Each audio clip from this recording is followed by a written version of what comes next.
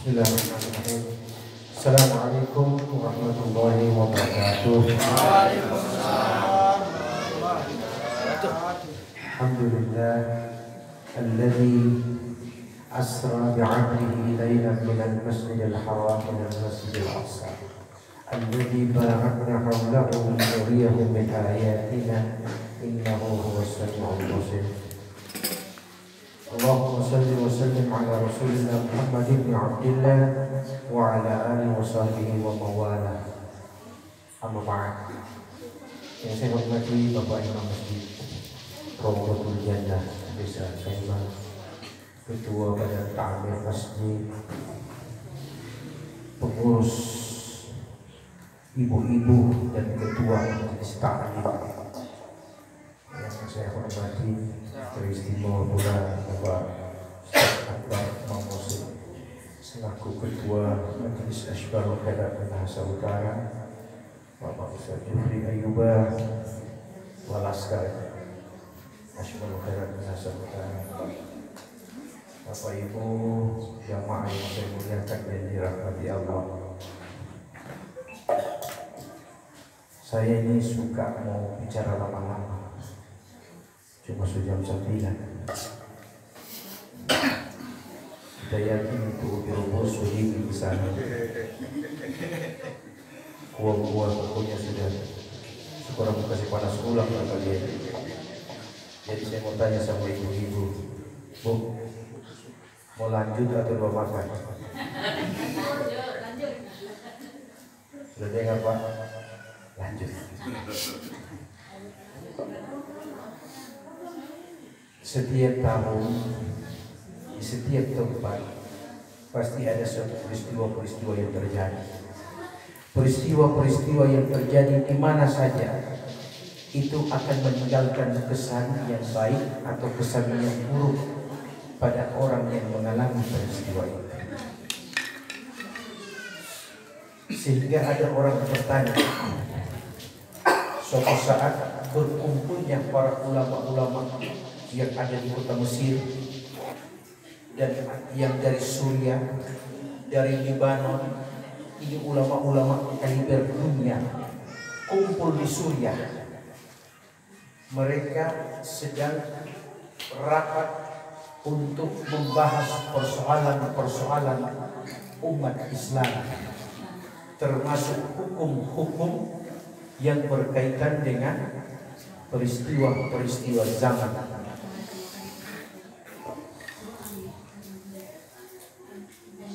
Dalam diskusi tadi, tiba-tiba ada satu jamaah dari kalangan ulama juga bertanya kepada pembawa materi. Dia tanya begini, Syekh, ketika Rasulullah Sallallahu Alaihi Wasallam wafat, beliau dimandikan. Pada saat beliau dimandikan, kemanakah air bekas mandinya Rasulullah Sallallahu Alaihi Wasallam? Termasuk bekas wudunya Nabi kita Muhammad Sallallahu Alaihi Wasallam. Semua ulama diam. Semua ulama kala itu diam karena mereka belum sampai di situ itu pelajaran. Mengapa? Karena di kitab-kitab tidak menjelaskan tentang kemana airnya bekas wudu Nabi dan kemana air bekas fardu kifayahnya Nabi. Kalau tata cara wudu, tata cara mandi jenazah itu diajarkan langsung oleh Nabi. Tiba-tiba ada salah seorang ulama besar yang baru tahun kemarin wafat, namanya Syekh Mutawalli Sya'rawi rahimahullah. Beliau menjawab, air bekas wudunya Nabi dan air bekas dimandikannya jasad Rasul ketika menetes ke permukaan bumi, kemudian dia merembes masuk, dia mengalir melalui sungai, atau kalau tidak dia menguap kembali ke udara.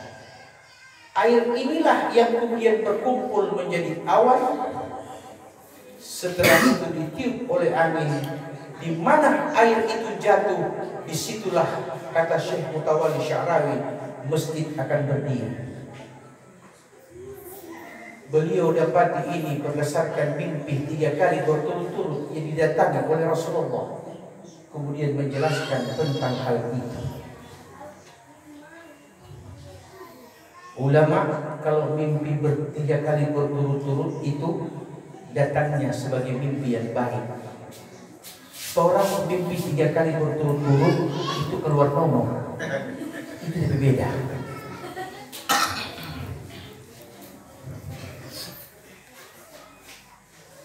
Kalau seperti itu jawaban daripada Hadratus Syekh Mutawalli Sya'rawi, di tempat ini ada bekas air wudhunya Nabi yang jatuh. Bisa dipahami, Pak? Kemudian seiring dengan peristiwa Isra dan Mi'raj, tiap tahun diceritakan bagaimana Nabi dari Masjidil Haram ke Masjidil Aqsa. Dari Masjidil Aqsa beliau mi'raj sampai ke Sidratil Muntaha. Di Sidratil Muntaha Jibril stop. Beliau katakan, ya Rasul, saya tidak sanggup naik ke atas lagi kecuali engkau. Jibril yang tercipta dari cahaya tidak mampu menembus Sidratil Muntaha ke atas. Rasulullah diberi kemampuan khusus oleh Allah untuk terbang sendiri menuju Rafratul A'la, tempat tertinggi di mana Allah Jalla Jalaluhu akan berbicara dengan baginda Nabi sallallahu alaihi wasallam. Nah, mari kita lihat Masjidil Haram ke Masjid Aqsa yang ada di Palestina. Di Masjidil Haram ada di Makkah. Di situ ada orang, di situ ada manusia. Kemudian beliau Isra berjalan dengan kuasa Allah sampai di Palestina. Di Palestina pun ada namanya masjid. Di masjid situ ada orang, ada manusia. Artinya antara satu masjid dengan masjid yang lain harus ada hablum minan nasnya. Bukan baku saing. Boleh baku saing, tapi kata Quran, fastabiqul khairat. Berlombalah kamu menuju kebaikan. Berlomba, Pak, bukan baku lawan. Kalau berlomba berarti satu arah. Saya di sini, ini di sini, berlomba ke sana. Kalau baku lawan, kita di sini, dia di situ. Siapa lebih dulu rubuh? Kan begitu. Quran tidak bilang baku lawan, tapi Quran bilang baku lomba. Berarti fastabiqul khairat, berlomba-lombalah kamu untuk mendapati kebaikan. Siapa lebih dulu, kebaikan dia dapati. Siapa yang ke belakang, tetap kebaikan juga yang dia dapati. Tapi kalau baku lawan, siapa yang lebih dulu dia cepat, yang ke belakang landai. Ada yang untung, ada yang rugi. Kalau berlomba, dua-dua untung. Cuma hanya kalau waktu. Ini yang dimaksud fastabiqul khairat. Tidak masalah usaha masjid kecil dengan upaya yang panjang dan dengan usaha yang begitu lama, tidak masalah. Kenapa tidak ada masalah? Karena terwujud juga hari ini apa yang kita harapkan bersama. Itu berarti kita belakangan, ya, al-hidayah duluan sedang berlomba-lomba, hanya satu menjadi sebab lahirnya sebab yang lain. Bisa dipahami? Berarti kalau ini antara Raudhatul Jannah dan al-hidayah agape sedang fastabiqul khairat kala itu. Raudhatul Jannah duluan, al-hidayah belakangan. Tapi sampainya al-hidayah lebih dulu selesai, baru Raudhatul Jannah terbangun. Tidak masalah, yang penting jadi. Setuju? Alhamdulillah. Hablum minan nas, dari satu masjid ke masjid yang lain.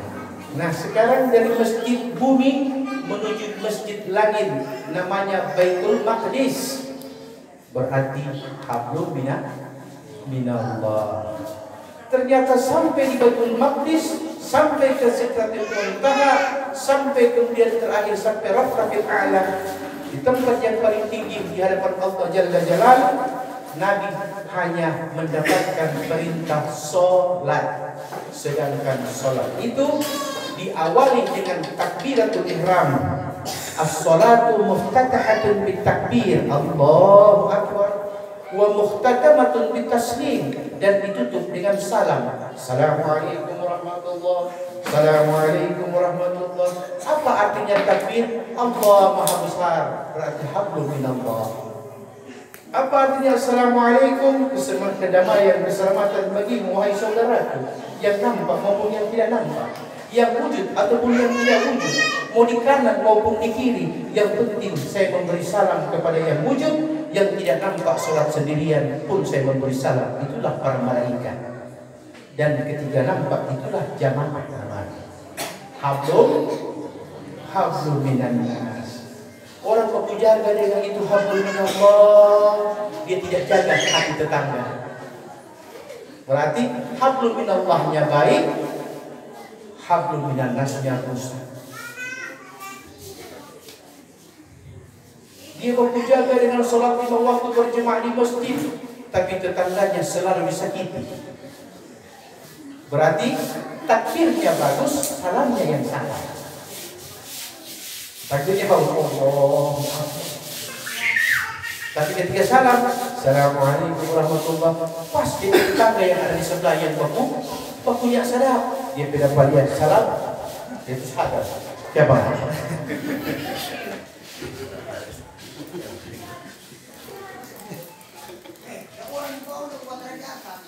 Tapi tetangga ada 2 ibu. Ibu belum tahu ini.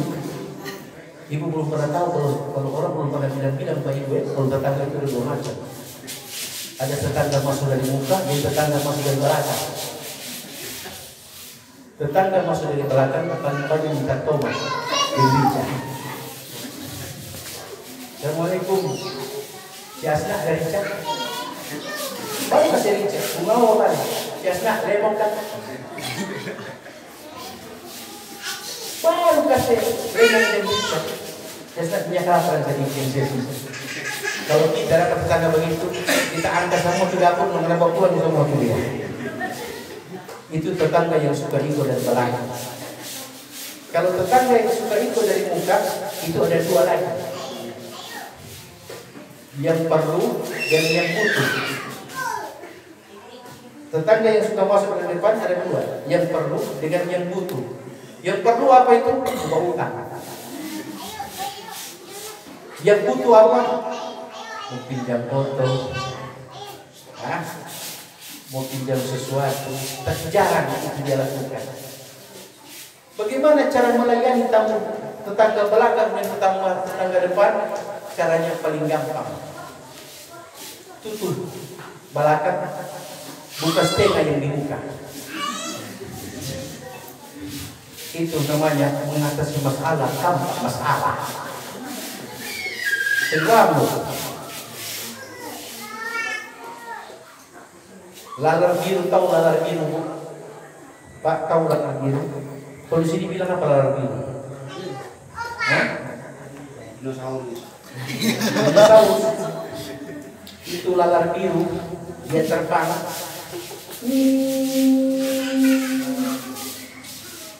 Itu dia terbang di mana? Di Mapangit.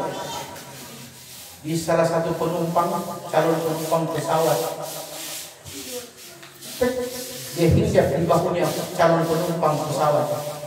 Ternyata penumpang ini mau berangkat ke Singapura dengan pesawat Garuda. Ini lalar biru. Penumpang tidak tahu kalau ada lalar biru di sini. Para penumpang dengan nomor penerbangan sekian dipersilakan menuju ruang tunggu. Karena pesawat sudah siap untuk berangkat. Naikin penumpang plus lalar biru.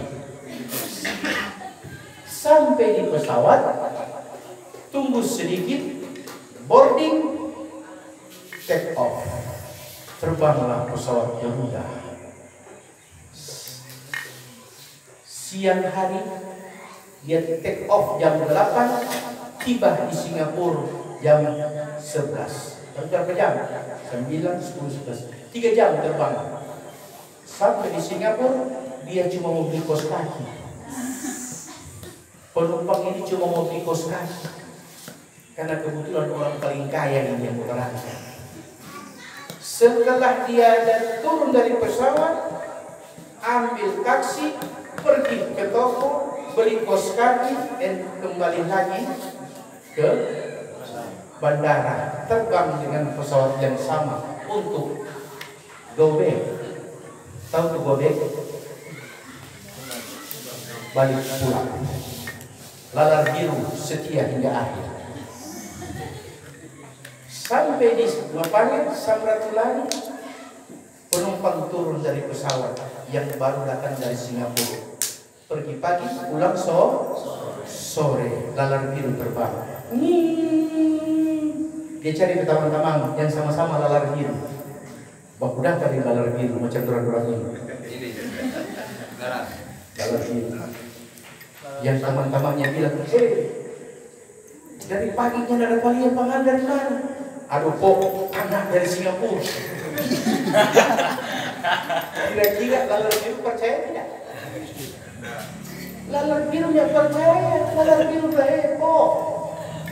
Dia dengan aja terbang 5 meter turun.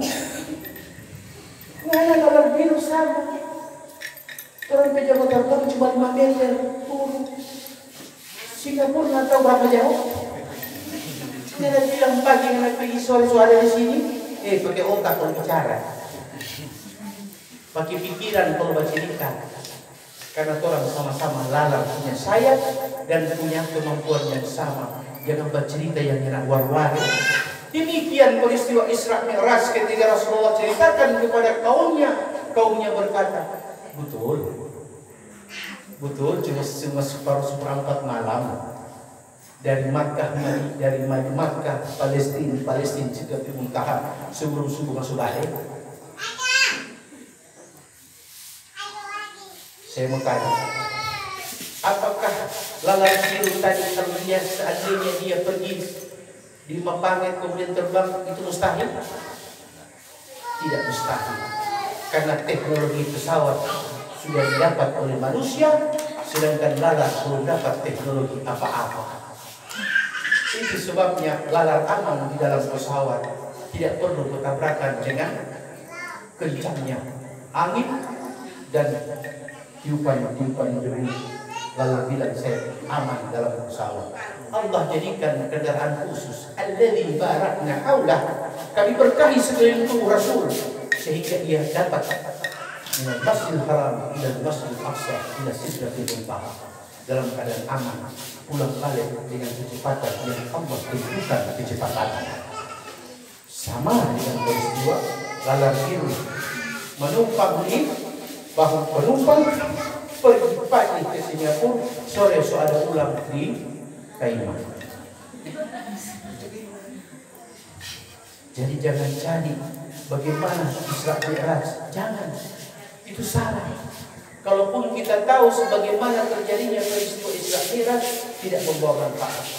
Karena itu hanya terjadi kepada baginda Nabi Muhammad SAW. Jadi apa yang harus kita lakukan? Yang harus kita lakukan adalah kita bertanya, untuk apa Isra Mi'raj itu? Bukan bagaimana Isra Mi'raj itu.